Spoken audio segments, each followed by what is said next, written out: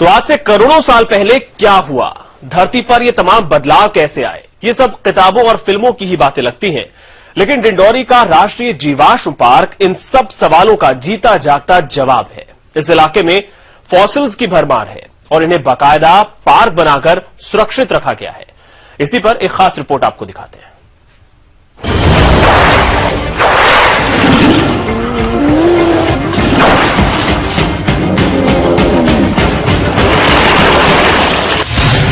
क्या डिंडौरी में भी था समुद्र?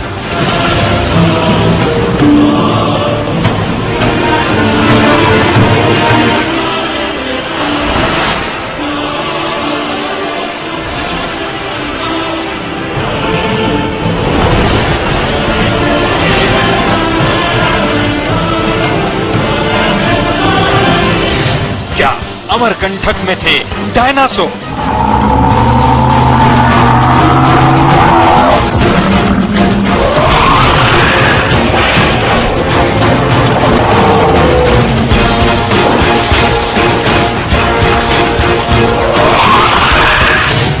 कैसा था 6 करोड़ वर्ष पहले इलाका?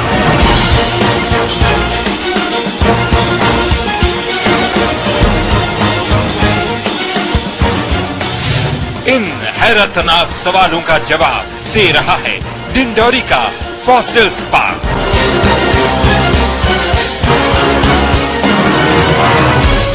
डिंडौरी के शहपुरा से तकरीबन 20 किलोमीटर दूर गांव घुघुआ दुनिया में अपनी पहचान बनाता जा रहा है। यहाँ का राष्ट्रीय जीवाश्म पार्क भूगर्भीय इतिहास का एक बड़ा नमूना माना जाता है। रोजाना यहाँ पर्यटकों का आना जाना लगा रहता है और लोग यहाँ मौजूद जीवाश्मों को देखकर हैरान रह जाते हैं। दशकों पहले इस इलाके में खुदाई के दौरान जीवाश्म मिलने शुरू हुए तो शोधकर्ताओं का ध्यान आकर्षित हुआ और तलाश शुरू की गई। खासकर घुघुआ और उमरिया में बड़ी तादाद में पेड़ों के फॉसिल्स मिले। करीब 400 विदेशी पर्यटक और करीब 7,000 देसी पर्यटक हर साल औसतन रूप से इस जीवाश्म पार्क को देखने के लिए आते हैं। यहाँ पर ज्यादातर 32 जो प्रजातियां हैं वृक्षों की, उनके फासिल पाए जाते। कान्हा नेशनल पार्क प्रबंधन ने 1983 में इस पार्क का निर्माण शुरू कराया।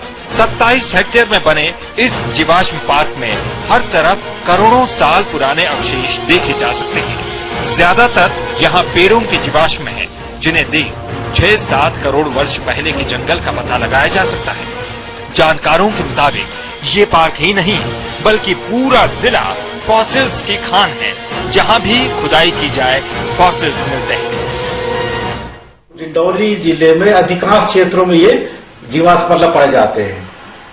घुघुआ के तो खैर अब मुख्य ही है, ये पूरा बेल्ट हमारा घुघुआ से लेके आपके अमरकंटक तक का जो बेल्ट है वो पूरे हर जगह कहीं कहीं कम मात्रा में कहीं ज्यादा मात्रा में ये फॉसिल्स जो है पाए जाते हैं। डायनासोर का अंडा जीवाश्म पार्क के म्यूजियम में जबलपुर के नजदीक पाया गया डायनासोर का अंडा भी रखा गया है। अमरकंटक के पास से मिला ये अंडा यहाँ का मुख्य आकर्षण है। इससे साबित होता है कि करोड़ों वर्ष पूर्व इस इलाके में भी डायनासोर रहा करते होंगे और बाद में धीरे धीरे खत्म होते चले गए। फिल्मों में या फिर किताबों में तस्वीरें देखने वाले शोधार्थी सजीव डायनासोर नहीं देख पाते, लेकिन इस म्यूजियम में रखा डायनासोर का अंडा उनके शोध को 6 करोड़ वर्ष पुरानी कड़ी से जोड़ देता है। यही वजह है कि पर्यटकों के अलावा देश के शोधार्थी भी इस पार्क का रुख कर रहे हैं। बुक्स में पढ़ा था, डिस्कवरी चैनल्स पे ही देखा था, लेकिन यहाँ पर देखकर डायनासोर के मुझे काफी पहले तो बिलीव नहीं हो रहा था, लेकिन फिर देखा तो फिर काफी मतलब आश्चर्यचकित था वो सब।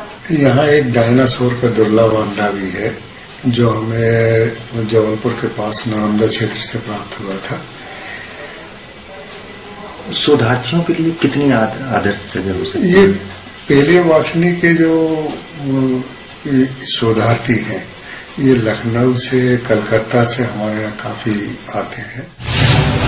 शंख के भी मिले हैं जीवाश्म। जानकारों के मुताबिक इस इलाके में पेड़ और जीवों के जीवाश्म तो मिलते ही हैं, आसपास के गांव में बड़ी तादाद में शंखों के जीवाश्म भी मिलते हैं, जिनसे एक नई खोज को आधार मिलता है।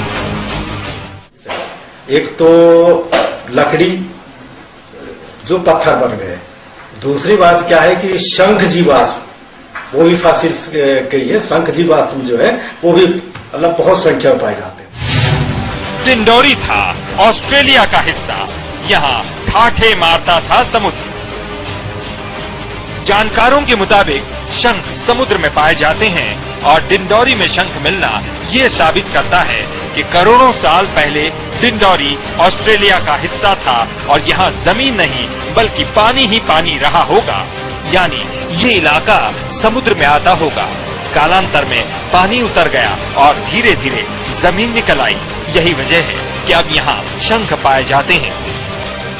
हमारा जो पूरा डिंडोरी का जो क्षेत्र है ये पूरा समुद्र था पहले, क्योंकि आप ये अच्छी तरह से जानते हैं कि जो शंख होता है वो पानी में होता है, और जैसे जैसे मतलब पानी सूखता गया और उसका मतलब शंख जो है ऊपर आते चले गए।